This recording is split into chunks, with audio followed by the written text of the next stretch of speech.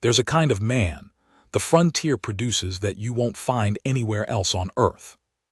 Not brave, exactly. Not reckless either. Something in between, something that doesn't have a clean word in English, though I suspect the Apache have 17 for it. I met one in the winter of 1887, in a crack in the earth so deep the sun only touched the bottom of it for 40 minutes each afternoon. He'd been living there for 11 years. Alone. By choice.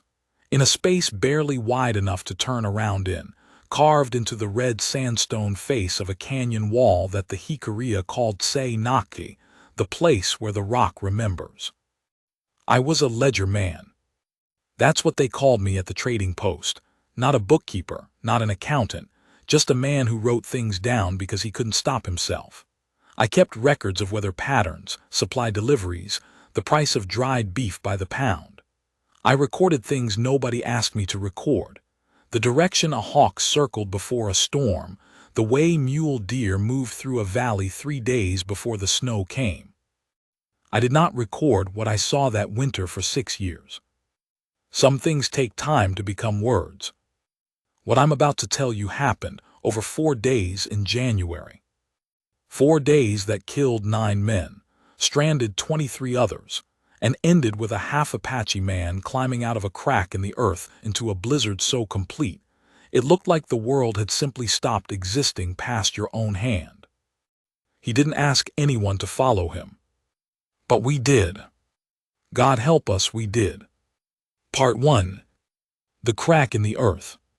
I first saw Elia's running waiter from the back.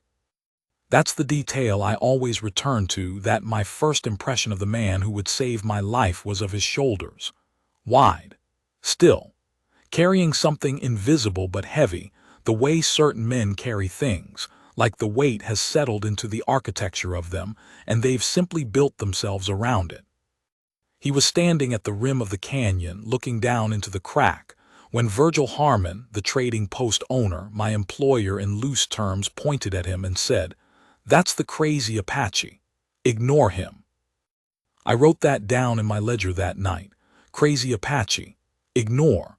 Then I underlined it twice, which was my private notation for pay close attention. The crack in the earth, what we English speakers had taken to calling the slot, with no more imagination than that, was a geological fracture running roughly 200 feet along the south face of the canyon wall. At its widest point near the top, it was maybe 8 feet across. It narrowed as it descended, the walls pressing together like a book slowly closing, until at its deepest navigable point it was barely 30 inches wide. The ceiling, or rather the sky above, was a thin slash of blue that looked, from the bottom, like a scar in the world. Elia's running waiter had built a home inside it. I didn't see it until the 3rd week of November, when Virgil sent me to deliver a small crate of lamp oil and dried beans to the man in the crack. He'd apparently been trading dried herbs and what he called canyon honey with the post since 1876. I loaded the crate onto my back because the mule refused to approach the slot's entrance, which I noted with professional interest, and I climbed down. The entrance was disguised. That's the only word. Elia's had stacked flat stones in a pattern that looked, from 30 feet away, like natural scree fall rock debris from the canyon wall above. You'd walk past it without a second glance. But the stones moved, set in a dry-mortared frame he'd built over months, and behind them was a narrow passage that angled sharply left and then opened, unexpectedly, into a space that stopped me cold. It was warm. Not warm the way a fire makes a room warm. Warm the way a living body is warm from the inside out, radiating something that felt less like heat and more like presence. The canyon walls were close on both sides, close enough that I kept my elbows in instinctively, but the ceiling above opened into the fracture's full 40-foot height, and somewhere up there, late afternoon sun was angling in at exactly the right degree to illuminate the space in what I can only describe as amber. He had built a platform of pine boards, God knows how he'd gotten them down here, that served as a floor elevated 6 inches above the sandstone. Against the west wall, He'd packed a clay and grass mixture into the crevices to a depth of about 4 inches, creating what amounted to insulation. A small iron stove, the kind miners used, sat at the narrow end on a stone plinth, its pipe running up through a crack above that served, as I'd understand later, as a natural chimney drafted by the canyon thermals. There were shelves, carved directly into the sandstone. Neat, deliberate, the tools marks still visible in the stone. On the shelves, clay pots sealed with beeswax, folded wool blankets, a collection of small bones arranged in a pattern I didn't recognize, 3 books, a Bible, a surveyor's manual, and a worn volume of Spanish poetry, and a tin cup hanging from a wooden peg. I stood there with my crate, breathing slowly, taking it all in the way I take everything in, by mentally writing the sentence that would describe it. I was still searching for the sentence when Elia's running waiter appeared from a narrowing at the far end of the space, and looked at me with the particular expression of a man who is unsurprised by almost everything. "You brought oil," he said. "And beans," I said. He looked at the crate. "I don't need the beans." "I have beans." He traded me the beans back for an extra tin of lamp oil. I noted the transaction in my ledger and climbed back up the entrance passage with the uncomfortable feeling of a man who has seen something he doesn't entirely understand and knows he'll be returning. I went back 4 more times before the snow. Each time I brought something small, not because Virgil asked me to, but because I'd invented reasons. A spare hinge he might need, a length of rope, a block of salt. Transparent pretexts, and I think we both knew it, but Elia's running waiter accepted them with the same quiet courtesy and offered something in return. A small clay jar of honey so dark it was almost black, a bundle of dried sage. Once a piece of sandstone he'd worked smooth on one face, and incised with a single-line drawing of what might have been a deer or might have been a man. I still can't say which. I learned his story in pieces, the way you learn most things worth knowing. His mother had been Hikaria Apache, daughter of a family from the Taos trading routes. His father had been a surveyor from Pennsylvania named Edmund Runningwaiter, the last name inherited not from his father, who was a Hartwell, but from his mother's people's word for him, translated roughly, the man who measures running water. Edmund had died of pneumonia in 1869. Elias had been 14. His mother had died 2 years later of something he described only as the grief that comes after the grief. He had been, for a period, a scout, for the army. He said this the way a man might say he'd once had a job he wasn't proud of, not with shame exactly, but with a careful flatness that told me the pride had been deliberately removed, like a splinter that had to come out even though removing it hurt more than leaving it. He'd left in 1876 after what he called the winter of bad orders. He never elaborated. I never asked. Some things you understand without elaboration.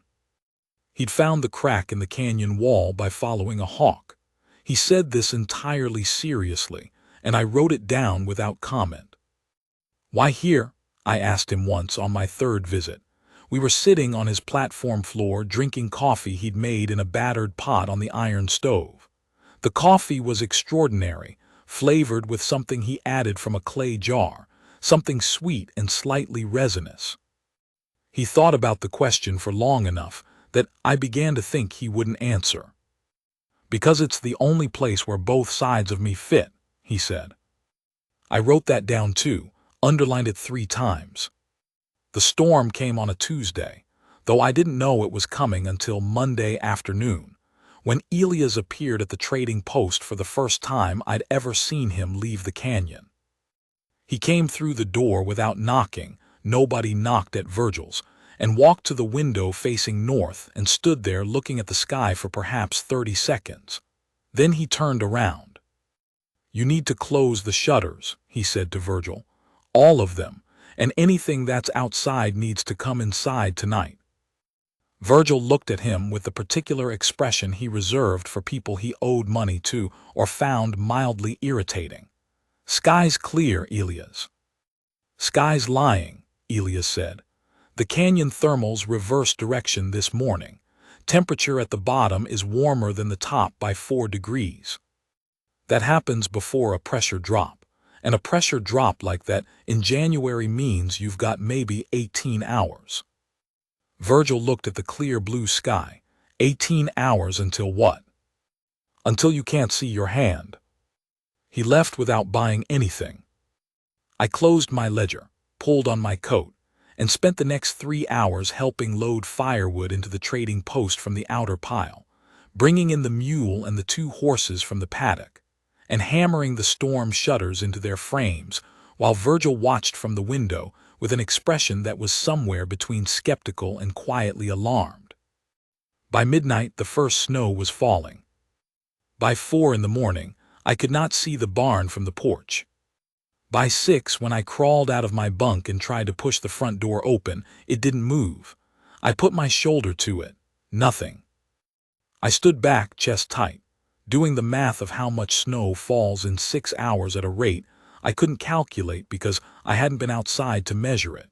And then I thought of the 9 men staying in the bunkhouse across the yard, and the 2 families who'd stopped at the post 3 days ago in their wagon, waiting out what Virgil had assured them was probably just a cold snap, and the feeling in my chest tightened considerably. I found a piece of paper. I started writing things down because it was what I did when I was frightened. Door blocked, snow level unknown, temperature inside dropping, bunkhouse situation unknown. 14 people on property, possibly more. Food for maybe 12 days if we ration. Water from melting snow if we can reach the stove. Firewood inside for 4 days.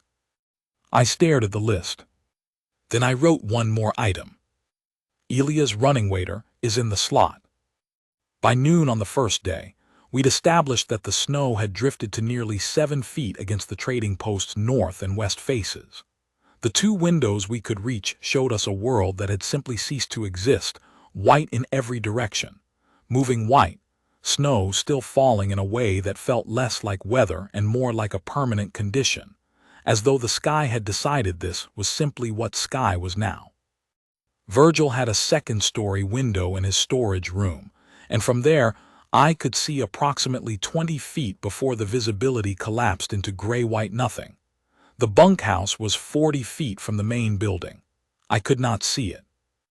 I could not see if there was smoke from the bunkhouse chimney, which was the thing I needed most to know. Thomas Beale, a cattleman from Socorro who'd been waiting at the post for his brother's arrival for a week, stood next to me at that window and said, "We need to go check on those men." "We can't see the bunkhouse," I said. "We know which direction it is." "In that," I said, gesturing at the moving white void, "direction doesn't exist the way you think it does." He looked at me, I looked at him. We both knew I was right and he was right, which is the worst kind of disagreement, the kind where both truths are real and neither helps you. I went back downstairs and stood by the iron stove and wrote in my ledger, Day 1, Hour 6, 9 men in bunkhouse, 2 families here, no contact, snow still falling, wind from nor-northwest approximately 30 miles per hour based on sound. Elias' running waiter is in the slot, which is. I stopped writing. I thought about the slot, about the entrance disguised as scree, about the narrow passage angling left, about the platform floor elevated 6 inches above the sandstone, about the clay insulation packed into the crevices of the west wall, about the iron stove with its pipe threading up through the natural chimney, about the shelves of sealed clay pots and the wool blankets and the Spanish poetry, about the canyon thermals, which ran in their own direction, governed by their own logic, indifferent to the blizzard above. I closed my ledger. "Virgil," I said. "Don't," he said, without looking up from where he was counting cans. "I haven't said anything yet. You're going to say something about the Apache and his crack in the ground." "The temperature at the bottom of the slot," I said carefully, "is geothermally regulated. The canyon walls trap heat. His stove draft runs off the thermals, which means it works regardless of outside conditions. He has sealed food stores. He has insulation. He is, at this moment, probably the most comfortable man within 30 miles. Virgil looked up. And I said he knew this was coming. The fire crackled between us. Upstairs, one of the children from the stranded family began crying, a thin, tired sound, not dramatic, just exhausted. It was somehow the most persuasive argument I could have made. He knew, Virgil said slowly. He built everything around knowing, I said. That's the whole point of the slot. He didn't build it to hide. He built it because he understood something about this canyon that the rest of us didn't bother to learn. Virgil was quiet for a long moment. The bunkhouse men, he finally said. Yes, I said. If we can't reach them. Someone who knows this canyon better than either of us might be able to, I said, if he can move through the storm at all. And I think he can move through things the rest of us can't. Virgil looked at me with the expression of a man who wants to argue, but has run out of ammunition. You'd have to get to him first, he said. Yes, I said. You'd have to go out there. Yes, I said. I was already pulling on my second coat. End of part 1. Part 2. Into the white. The cold hit me before I'd taken 3 steps from the door. Not the biting cold of a regular January morning, the kind that stings your nose and makes your breath visible in neat little clouds. This was a different animal entirely. This cold had texture, weight.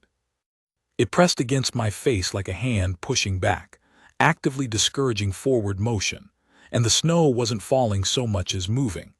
Horizontally, at an angle, driving into the left side of my face with a hiss that I felt more than heard, because the wind was so loud it had become a kind of silence, a background roar that erased all other sound. I had a rope tied around my waist. The other end was tied to the trading post's porch rail. It was 60 feet of rope, all I could find, and the slot's entrance was approximately 200 yards from the post. The math on that was not encouraging, and I'd run the numbers twice before stepping outside. I moved in the direction I calculated was south-southeast, keeping the wind at the angle I'd measured from the upstairs window, counting my steps, because counting was the only way I knew to stay sane in a situation where everything sensory was lying to you. The snow was at my thighs in the drifted sections and at my knees elsewhere. My ledger was inside my coat, against my chest, which was not a practical choice. I hadn't been able to leave it. At 40 steps, the rope behind me went taut. I stopped, turned, could not see the trading post.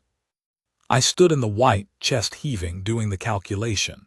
60 feet of rope, roughly 40 steps covered, which meant I was perhaps 160 yards short of where I needed to be, and I had no more rope, and the only direction I knew for certain was backward, which was the direction the rope told me. I stood there for what felt like a long time. I thought about Thomas Beale's face at the upstairs window when he'd said we need to go check on those men. I thought about the child crying upstairs, that thin, exhausted sound. I thought about 9 men in a bunkhouse 40 feet from the main building, which might as well have been 40 miles. I thought about Elia's running waiter, saying the canyon thermals reversed direction this morning, with the calm certainty of a man reading from a book he'd spent years memorizing. I untied the rope from my waist. I stood there another moment with the loose end in my hand, feeling the absurdity and the terror of that in equal measure, and then I pushed it into my coat pocket because I didn't want to lose it entirely. An irrational gesture, I knew, but I was becoming a man who needed something to hold, and I kept moving.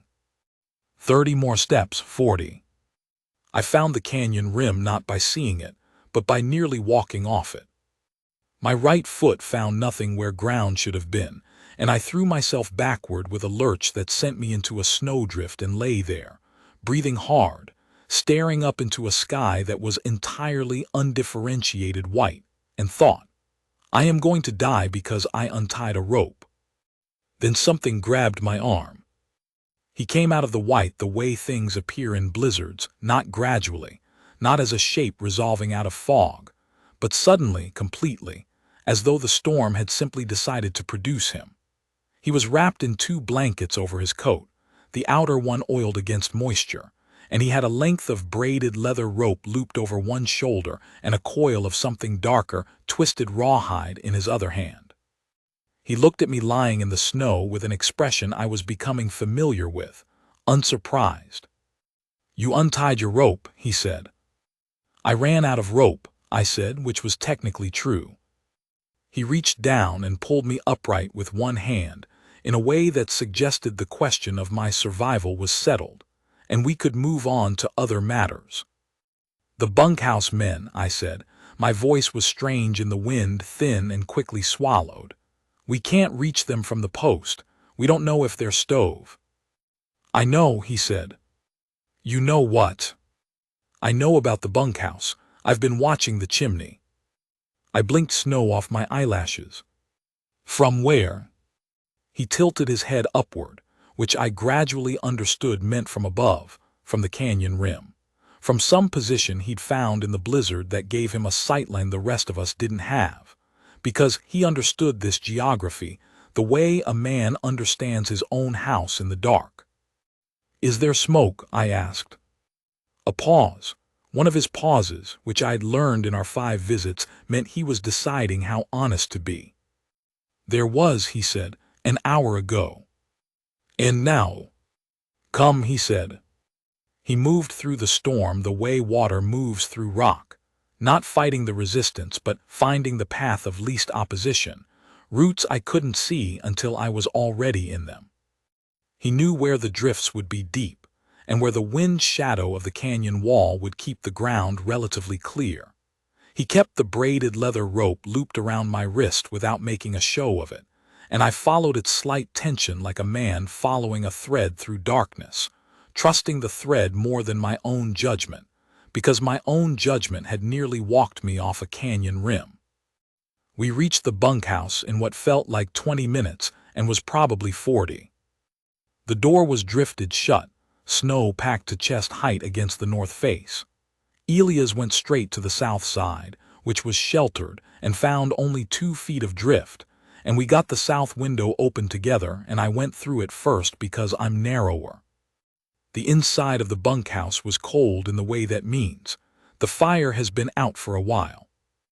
9 men, all present, most of them awake, grim, layered in every piece of clothing they'd brought, huddled in the 2 lower bunks nearest where the stove had been. One man, a young drover named Cass, maybe 18, had his hands wrapped in what looked like strips torn from a shirt. I saw that and understood immediately. He'd burned himself, probably trying to restart the stove. The stove flue was blocked. The chimney cap had either come loose in the wind or been struck by debris, and the resulting backdraft had snuffed the fire and begun pushing smoke back into the bunkhouse. They'd opened the window to clear the smoke and then couldn't keep the fire lit against the cold draft, and the window's latch had iced. And by the time they got it closed, the temperature inside had dropped enough that reigniting the stove against the frozen flue had become, for men without the right tools, impossible. Elias stood in the center of the bunkhouse and looked at the stove for about 5 seconds, which was apparently all the assessment he needed. He reached into the inner pocket of his coat and produced, with the air of a man who plans for things, a long, thin iron rod with a bent end, a flue hook, homemade, something he'd clearly carried because he'd thought about this specific problem in advance.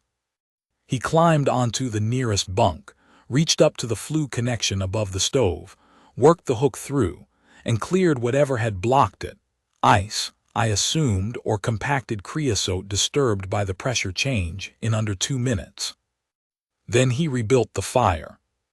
Not dramatically, not with the practiced showmanship of a man demonstrating survival technique, with the quiet efficiency of a man doing something he'd done several thousand times, each motion purposeful and unhurried, coaxing tinder from a small waterproof pouch he'd carried, building the flame with a patience that was almost meditative, adding fuel in stages with attention to airflow that told you everything about how much of his life had been spent understanding fire. The stove began to draw. The warmth came slowly, the way real warmth comes, and the 9 men didn't cheer or weep or say anything dramatic. Most of them just shifted, slightly in the direction of the heat. An involuntary animal movement, the body making its own decision before the mind caught up. Cass, the young drover with the burned hands, looked at Elias with an expression I kept trying to name in my ledger that night and finally settled for. The face a man makes when he realizes he is not going to die today, and doesn't yet have the words for that. Elias looked at Cass's hands, with the same quiet assessment he'd given the stove. "Let me see," he said. Cass unwrapped the improvised bandaging. The burns were bad, blistered across 3 fingers of his right hand, angry red on the palm. Not disfiguring, but serious, and clearly agonizing, though Cass had the prairie man's trained inability to show pain to strangers, which meant he was showing it only in the slight flutter of his breath and the way he held absolutely still. Elias reached into another pocket, the man was a walking supply cache, and produced a small clay jar sealed with beeswax. He opened it and applied the contents, a dark salve that smelled of pine resin and something herbaceous I couldn't name, with a gentleness that seemed at odds with everything about his size and stillness.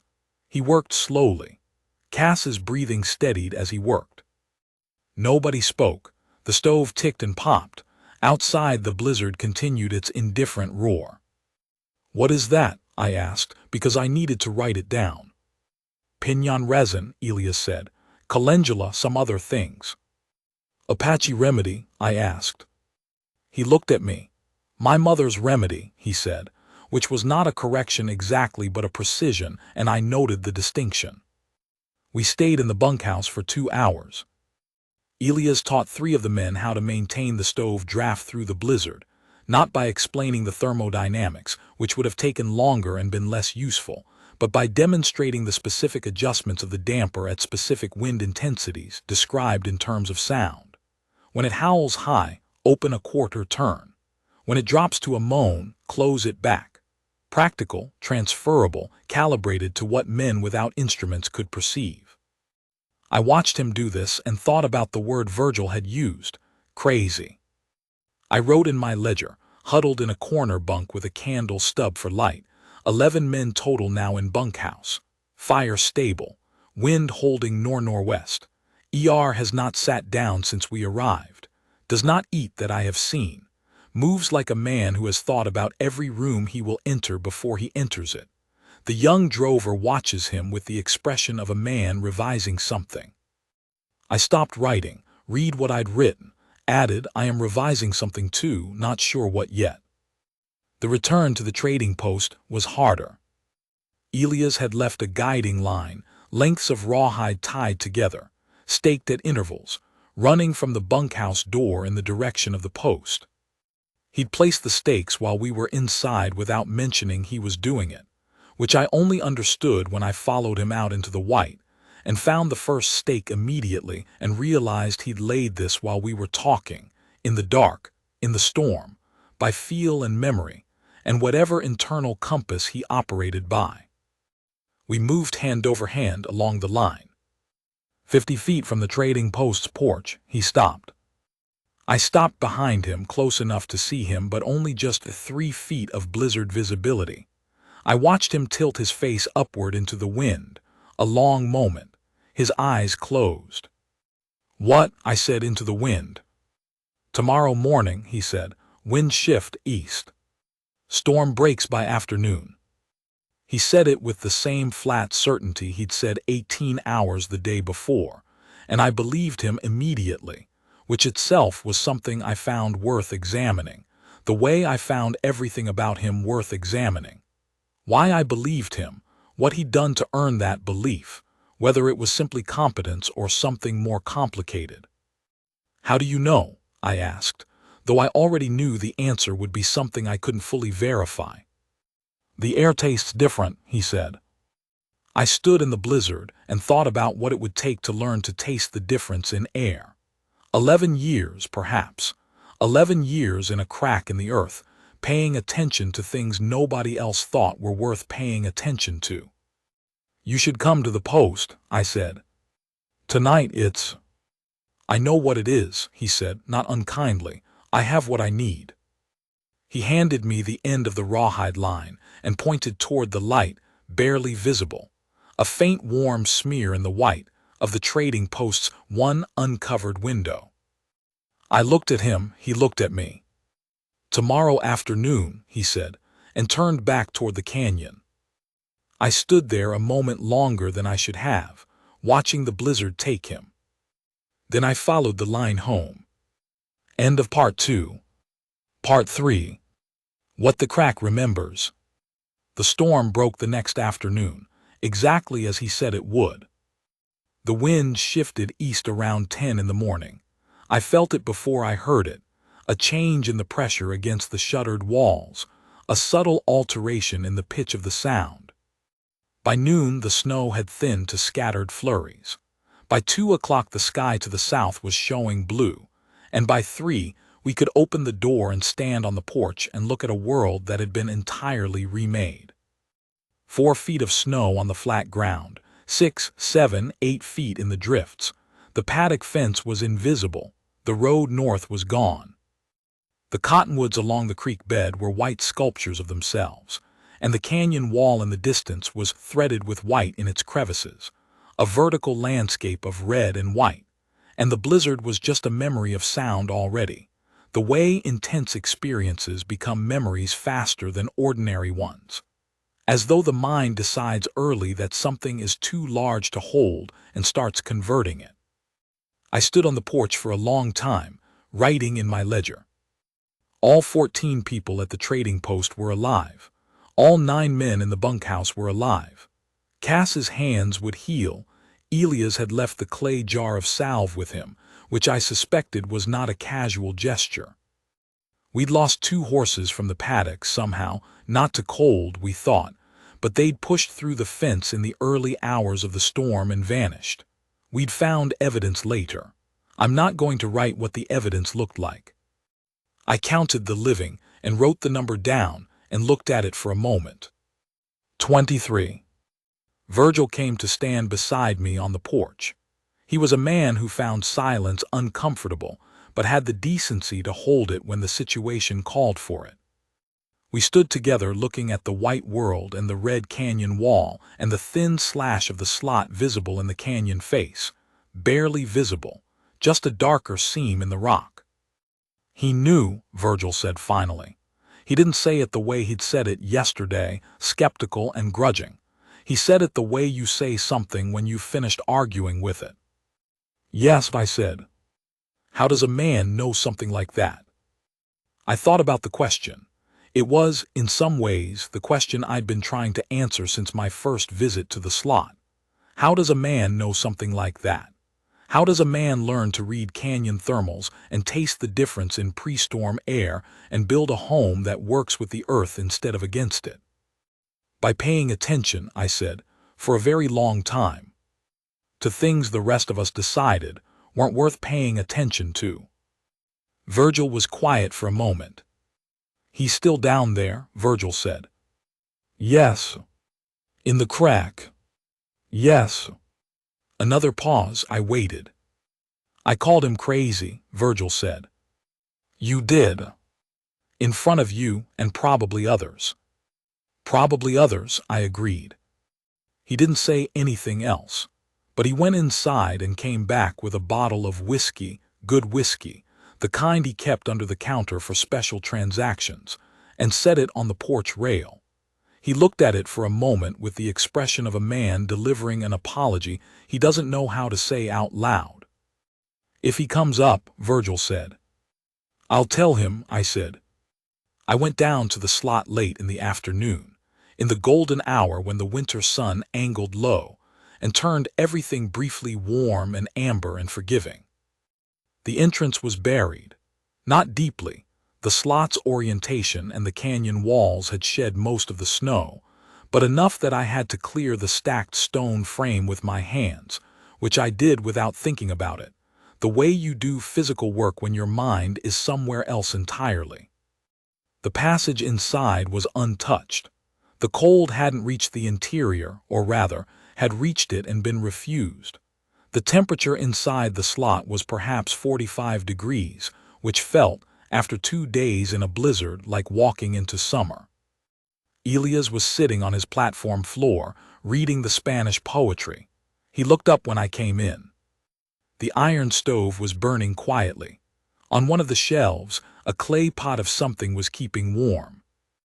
23, I said. Everyone made it. He looked at the pot for a moment. Then he nodded, once, a small motion, restrained, but I'd learned to read his restraint, and I understood what the nod meant. I understood what it cost him to care about 23 people and allow himself to feel the relief of that number. Cass, he said. His hands will heal. Another nod. I sat down across from him, uninvited. He didn't object. He closed the book of Spanish poetry around his thumb to hold his place, which struck me for some reason as deeply human. This man who could read canyon thermals and lay navigation lines through a blizzard in darkness, holding his place in a book of poems. Why didn't you come to the post? I asked. That first night we had room, it would have been easier, he said. Warmer. He thought about this. The slot is warm enough, he said, and I needed to watch the storm from a place where I could read it. The post wasn't the right. The post is inside the storm, he said. Down here the storm is above. I can hear it differently, feel the pressure differently. From inside it all you know is that it's very large and very cold. From below it, he paused, and for a moment I saw something cross his face that was not his usual flatness, something that looked like the word for a feeling I didn't have, the pleasure of a specific, hard-won understanding. From below it, you can tell what it's doing. I wrote in my ledger later, he didn't go to the post because he needed to keep his perspective. The post was inside the problem. The slot was outside it. He understood that the place that looks like hiding is sometimes the only place with a clear view. I thought about that for a long time after I wrote it. I'm still thinking about it. I asked him, toward the end of that visit, about the bones on the shelf. The ones arranged in a pattern I'd noticed on my first visit and hadn't had the nerve to ask about since. He glanced at them, set the book down. My mother's, he said, then seeing my expression, not her bones, the pattern. She arranged small bones that way. Rabbit mostly. She said it was how her grandmother marked the boundary between a safe place and the world outside. A way of saying, this is mine. This is known ground. He paused. I used to think it was superstition, he said. Flat delivery, the way he delivered most things. When I was young and had decided there were 2 kinds of knowing, the kind that could be measured and the kind that couldn't, I believed only in the first kind for a while. It was a very useful belief. It was also wrong. He picked up the Spanish poetry book again. The pattern isn't the bones, he said, half to himself. The pattern is the attention. You put them there and every time you see them, you remember to pay attention to where you are. I didn't say anything. I looked at the bones. Small and white, and arranged in a curve that might have meant a dozen things. Your mother taught you the canyon, I said. The thermals, the storm reading. She taught me to listen, he said. The canyon did the rest. I went back to the trading post in the fading light. The whiskey bottle was still on the porch rail. I picked it up and carried it back inside. In the following days, as the snow slowly began to yield and the road became passable and men began to talk about getting out, Elia's running waiter came up from the slot 3 times that I saw. Once to bring Virgil a bundle of dried herbs and accept, without comment, the gift of a new length of rope. Once to show 2 of the bunkhouse men a route through the canyon that avoided the deepest drifts, talking them through it with the efficient practicality he'd used when teaching the stove damper. And once, the last time, just as evening was coming on, when I was sitting on the porch with my ledger in my lap, and no particular reason to be outside, except that the cold felt clean after the days of close quarters. He came up the path from the canyon and stopped at the porch rail and looked at me for a moment. "You kept writing," he said. I looked down at the ledger. "I always keep writing. Even in the bunkhouse. Especially then." He considered this with the seriousness he gave to everything. "What do you do with it?" he said. "What you write?" I thought about it. The honest answer was, I don't know. I write things down because not writing them down feels like losing them, like watching something important disappear. I write down the direction hawks circle, and the price of dried beef, and the number of people who didn't die because a man who lived in a crack in the earth had spent 11 years paying attention to canyon thermals. I write it because somewhere I believe that a thing recorded doesn't entirely vanish, even when everything else does. "I keep it," I said, "in case it matters to someone eventually." He nodded slowly, the kind of nod that means, "I understand that more than you think I do." He started to turn back toward the canyon. "Elias," I said. He stopped. "What you said. Both sides of me fit there." I gestured toward the canyon, toward the slot, toward the barely visible seam in the rock face. "Do they? After everything, do they?" He stood with his back to me for a moment, looking at the canyon wall in the fading light. The sandstone had gone deep red in the last of the sun, the color of something very old deciding to be beautiful one more time. "Some days," he said, and walked back down. I left the trading post 12 days later, when the road had cleared enough for a careful rider. I took the ledger. I took the piece of incised sandstone he'd given me on my second visit, the deer or the man, still undecided, wrapped in cloth and packed carefully in the center of my saddlebag. I thought, riding out, about the things he'd built. Not just the slot, the platform floor and the clay insulation and the iron stove and the stone shelves and the beeswax-sealed pots. Those were visible. You could inventory them. You could admire the engineering. What you couldn't inventory was the 11 years of attention that preceded them. The mornings spent learning which direction the thermals ran and why. The seasons of watching storm pressure build and break. The accumulated knowledge of a man who had looked at a crack in the earth and seen, not a hiding place, not a refuge from a world that didn't know where to put him, but a classroom. And the thing that took me longest to understand, I was 2 days out when it arrived, clear and sudden, the way understanding sometimes does when you've stopped reaching for it. He hadn't built that home to survive. He'd been surviving long before the slot. Surviving was something he'd learned young, brutally, in ways I'd only gotten hints of through his careful silences. Survival he had. He'd built the slot to know.